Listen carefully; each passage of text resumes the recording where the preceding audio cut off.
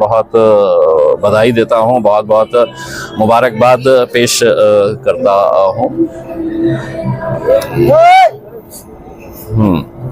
दूसरा क्या है? जरांगी पटेल के बारे में बोले सर आप। देखिए, मराठा समाज को रिजर्वेशन मिलना चाहिए। एक छोटे से गांव का एक मामूली सा आदमी, उसकी जो लगन थी, उसकी जो मेहनत थी, इतने सालों से जो लगातार मेहनत कर रहा था, ये कहते हैं ना कि ऑनेस्टी, सिंसियरिटी, कमिटमेंट, कि मुझे ये काम करना है, मेरे समाज के लिए है तो इसके पीछे लगना है करके, उसका एक परफेक्ट उदाहरण अगर देखा जाए तो मेरे हिसाब से जरांगे पाटिल है। आज लाखों की संख्या के अंदर वो इतनी बड़ी फौज लेकर है तो मुंबई की तरफ बढ़ रहा है। एक संदेश गया है देश के अंदर कि लोग है तो नेताओं के ऊपर, राजनीतिक पार्टियों के ऊपर अब भरोसा करना छोड़ दिए हैं। एक आम आदमी को कैसा एक ही रात के अंदर कैसा हीरो बना सकते हैं, वो इसलिए बना सकते हैं कि उसकी ईमानदारी और उसका जो कमिटमेंट था कि मेरे समाज को ये रिजर्वेशन मिलना चाहिए करके। वरना आज मैं पूरे दावे के साथ कह सकता हूं कि नरेंद्र मोदी समेत पूरे भारतीय जनता पार्टी के पूरे देश के नेता भी अगर आ गए तो इतनी बड़ी भीड़ वो अकेले इकट्ठा नहीं कर सकते हैं जितना एक छोटे से गांव का एक आम आदमी ने इकट्ठा किया है। इसका नतीजा क्या होगा ये मुझे पता नहीं है, लेकिन जरांगे पाटिल ने ये दिखा दिया है कि अगर तुम ईमानदारी से किसी एक ध्येय के पीछे, एक लक्ष्य के पीछे अगर पड़ते हैं तो पूरा समाज तुम्हारे साथ ताकत के साथ खड़े रह सकता है करके। उसमें मुझे जहां तक मालूम है कि सरकार कहीं पर भी ऐसा कोई संदेश नहीं दे रही है कि मराठाओं को वो रिजर्वेशन देंगे, वरना आज भी यही बात कर रहे हैं कि हमें जाकर चर्चा करना है। क्या चर्चा करना है आपको? इतने साल उन्होंने दिए हैं, इतने साल के बावजूद भी अगर आप कोई फैसला नहीं ले रहे हैं, आपको देना है तो बोलिए दे रहे हैं, नहीं देना है तो बोलिए नहीं दे रहे हैं, लेकिन उन्हें मालूम है कि महीना डेढ़ महीने के अंदर आचार संहिता लगने वाली है, तो फिर चर्चा करेंगे, फिर टाइम मांगेंगे और फिर ये कहेंगे कि देखिए अब तो आचार संहिता है, हम कोई फैसला नहीं ले सकते है करके। उसमें ये उसकी जो भी लड़ाई है हम उन्हें मुबारकबाद देते हैं कि उन्होंने पूरी ताकत के साथ खड़े रहे। हमें अफसोस इस बात का है कि अगर हमारे समाज के अंदर भी अगर लोग अपने राजनीतिक मतभेद, अपने आपस के इख्तिलाफात को भूलकर अगर हम भी एक साथ मिलकर आए तो हमारी कई सारी मांगों को हम पूरा कर सकते हैं। कितने अफसोस के साथ कहना पड़ता है कि दिन दहाड़े आपको चुन चुन कर मारने की धमकियां दी जाती है और मुंबई के बड़े बड़े नेता खामोश बैठ जाते हैं। तो मेरा ये कहना है कि क्या सिर्फ इलेक्शन के हद तक है तो आप अपनी कौम के बारे में सोचेंगे, इलेक्शन के बाद आप उन्हें भूल जाएंगे, उन्हें मरने के लिए छोड़ देंगे? तो एक जरांगे पाटिल से बहुत कुछ सीखने की जरूरत है मेरे हिसाब से, दूसरे तमाम समाज के लिए और मुसलमानों को भी सोचने की जरूरत है। पालक मंत्री ने जो आज बयान दिया है जिले की तरक्याती कामों को लेकर, देखिए पालक मंत्री साहब ने अपनी सरकार की पीठ थपथपाई है कि हमने क्या क्या काम किए हैं करके, लेकिन पालक मंत्री साहब ने यह भी बताना चाहिए था कि इस जिले के अंदर 60,000 लोग जो अपने घर का इंतजार कर रहे थे कि प्रधानमंत्री आवास योजना का जो 2016 से फॉर्म भरकर एक सपना दिखाए थे मोदी जी ने कि 2022 मार्च तक इस देश के अंदर हर बेघर को घर मिलेगा करके, पक्की छत मिलेगी, घर में नल रहेगा, नल में जल रहेगा, ये उनके भाषण थे। न घर मिला, न नल मिला, न जल मिला। दूसरा ये है कि इसी मराठवाड़ा के अंदर, देश का एक छोटा सा हिस्सा है मराठवाड़ा, वहां पे महज एक साल के अंदर 1100 किसानों ने आत्महत्या की है। ये एक सच्चाई है। 3,300 जिला परिषद के ऐसे स्कूल्स के क्लासरूम्स है, 3,300, जहां आज भी बच्चे टीन की शेड के नीचे है तो तालीम हासिल कर रहे हैं।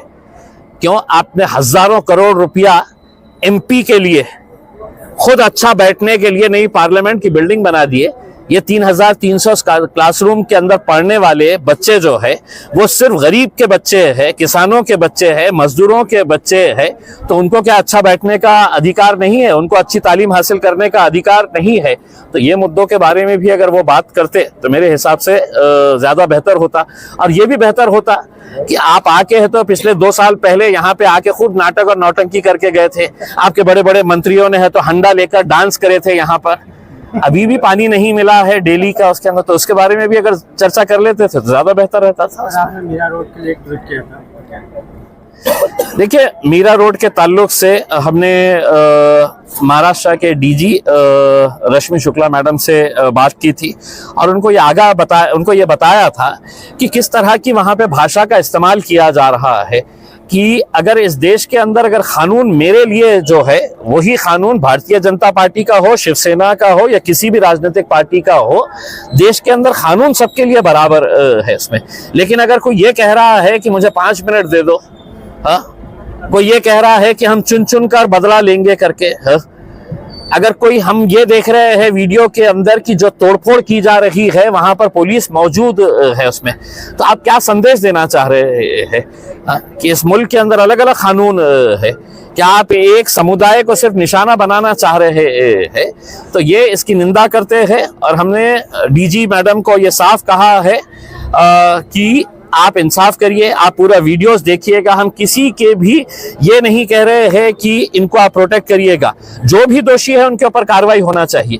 लेकिन पुलिस वहां पर अगर अपनी आंखों के सामने देख रही है कि वहां पर किस तरह से ये लौंडे वहां पर तोड़फोड़ कर रहे हैं उसमें, तो कानून कहाँ गया है उसमें? क्या यहाँ पे गुंडा राज चल रहा है?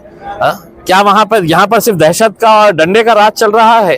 क्या यहाँ पर डेमोक्रेसी नहीं रही है? क्या यहाँ पर कोई कानून का डर नहीं रहा है, कोई कानून का खौफ नहीं रहा है? क्या वो गुंडों के साथ ये पुलिस वाले भी गुंडागिरी कर रहे हैं? तो ये कहीं ना कहीं खत्म होना चाहिए। इस बारे में हमने उनको डीजी मैडम को साफ कहा है। आप पाटिल को हमने हमेशा से ये कहा है कि देखिए, जो समाज के अंदर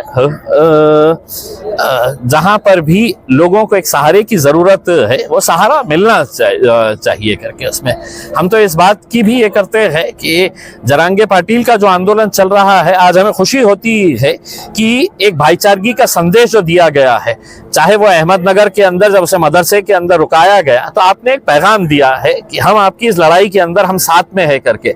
और हम उम्मीद करते हैं, हमने पहले भी यही कहा था कि मराठाओं को हम अपना बड़ा भाई समझते हैं, तुम्हारी लड़ाई में हम शामिल है, कल तुम जीत जाओगे तो जब हम हमारी लड़ाई के लिए मैदान में उतरोगे तो हमारी उम्मीद यही रहेगी कि तुम भी हमारा साथ वैसा ही दोगे करके। इस तारीख को आपका भी आंदोलन है औरंगाबाद में? जी देखिए, ये जो जितने भी घोटाले हो रहे हैं, चाहे वो बैंक का घोटाला हो, चाहे पद संस्थाओं का घोटाला है, हर 8 दिन के बाद एक नया पद संस्था डूब जाती है, सौ से करोड़ रुपए लोग लेकर है तो गायब हो जाते हैं और ऐसा कोई कानून नहीं है कि वो बेचारे गरीब डिपॉजिटर्स का वो पैसा कैसा दिया जाए करके उसमें। तो ये सभी लोग आते हैं और सभी लोगों की उम्मीद है कि नहीं, आप हमारे खासदार है, हमारे लिए आप आवाज उठाइएगा करके।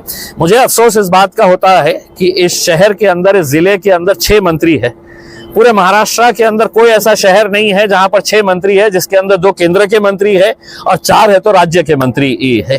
इतने मंत्री होने के बावजूद भी अगर ये लोगों के साथ नाइंसाफी हो रही है तो वो नाइंसाफी हम नहीं देख सकते हैं। इसलिए हमने रास्ते पर उतरने का फैसला किया है।